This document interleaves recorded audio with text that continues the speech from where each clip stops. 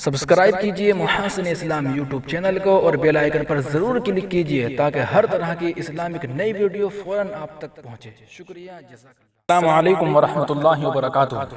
Islamic golden words channel, انہوں نے ہمیں کمنٹ کر کے کہا کہ مفتی اعظم پاکستان حضرت مولانا مفتی محمد شفیع صاحب نور اللہ مرقدہ کے بارے میں بھی کچھ بتایا جائے، تو انشاءاللہ آج انہی حضرت کے بارے میں بتایا جائے گا آپ کو۔ آپ سے گزارش ہے کہ ہمارے یوٹیوب چینل محاسن اسلام کو سبسکرائب کر کے بیل آئیکن پر ضرور کلک کیجئے تاکہ ویڈیو بر وقت آپ تک پہنچے۔ چلیے ویڈیو شروع کرتے ہیں۔ مختصر و جامع سوانح حیات مفتی اعظم پاکستان حضرت مولانا مفتی محمد شفیع صاحب نور اللہ مرقدہ، تاریخ وفات 6 اکتوبر 1976 عیسوی۔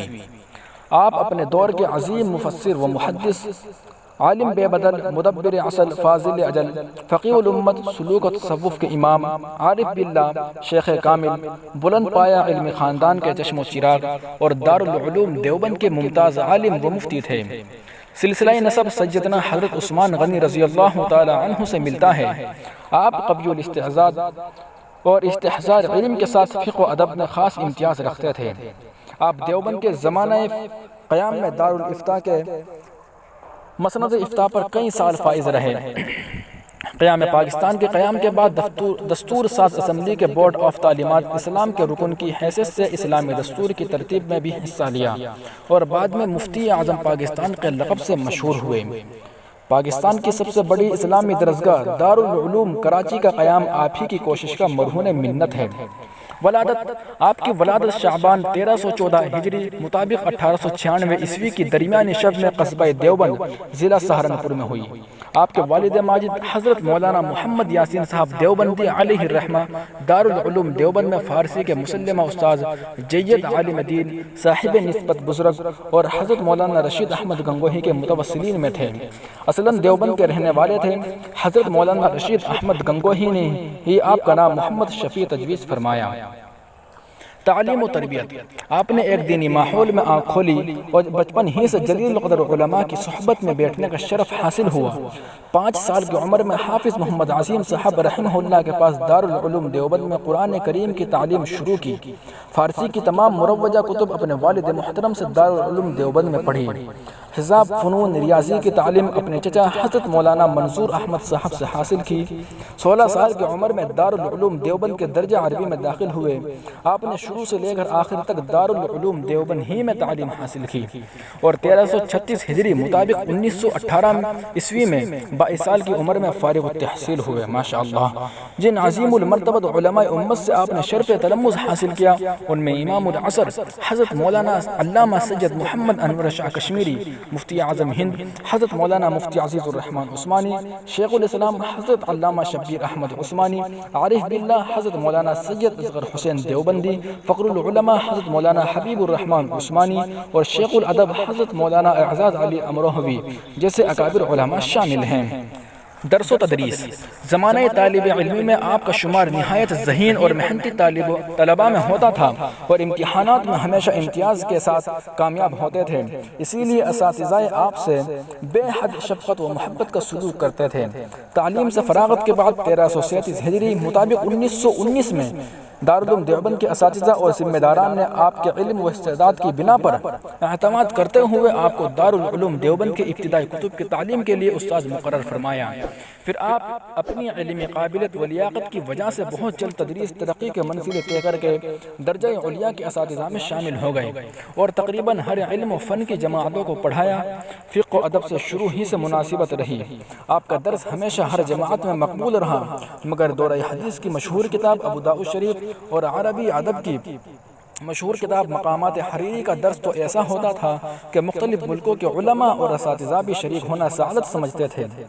دارالعلوم دیوبند میں تدریس کے دوران مختلف ملکوں انڈونیشیا، ملیشیا، سنگاپور، برما، بر صغیر، پاک و ہند، افغانستان، بخارا، سمرقند وغیرہ کے تقریباً 30,000 طلباء نے آپ سے شرف تلمذ حاصل کیا۔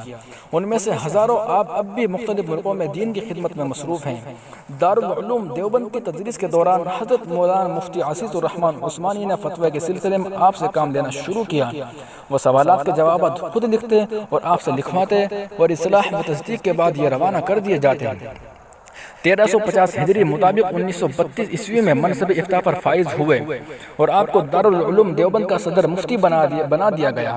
گویا حضرت مفتی اعظم مولانا مفتی عزیز الرحمن عثمانی کا قائم مقام بنایا گیا۔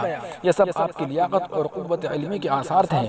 آپ کو اس عظیم کام کی اہمیت کا بہت احساس تھا، کیونکہ دارالعلوم دیوبند میں نہ صرف بر صغیر کے کونے کونے سے استفتاء موصول ہوتے تھے، بلکہ دنیا بھر کے ملکوں سے مسلمان مختلف مشکل فقہی مسائل کے بارے میں آخری فیصلے کے لیے دارالعلوم دیوبند سے رجوع کیا کرتے تھے۔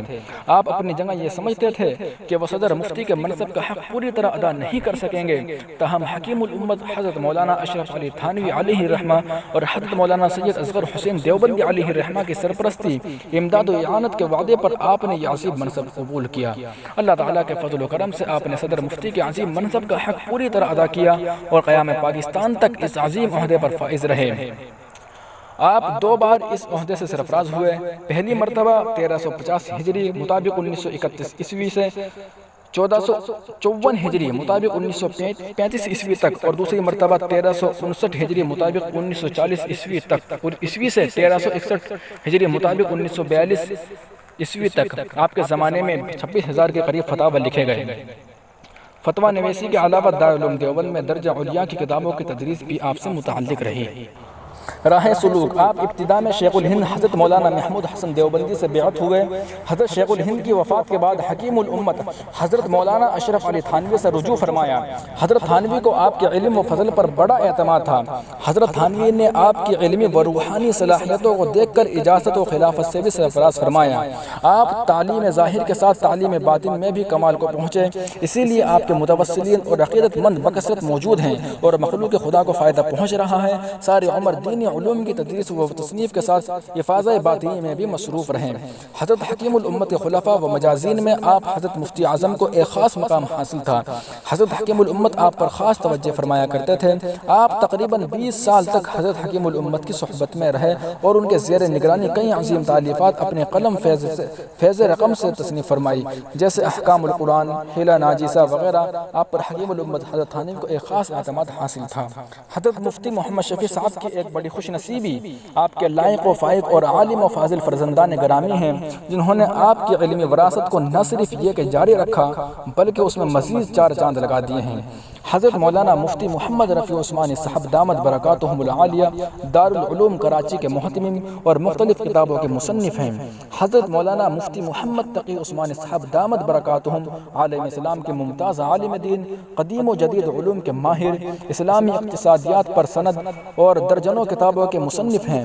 ان کے علاوہ دیگر صاحبزادے بھی بہترین عالم و فاضل ہوئے ہیں۔ بہرحال آپ ساری زندگی دین کی خدمت میں مصروف رہیں اور مفتی اعظم پاکستان کی حیثیت سے آخر دم تک مسلمانوں کی اصلاح و فلاح کا فریضہ انجام دیتے رہے۔ وفات 11 شوال المکرم 1396 ہجری مطابق 6 اکتوبر 1976 کی درمیانی شب میں دائی اجل کو لبیک کہا۔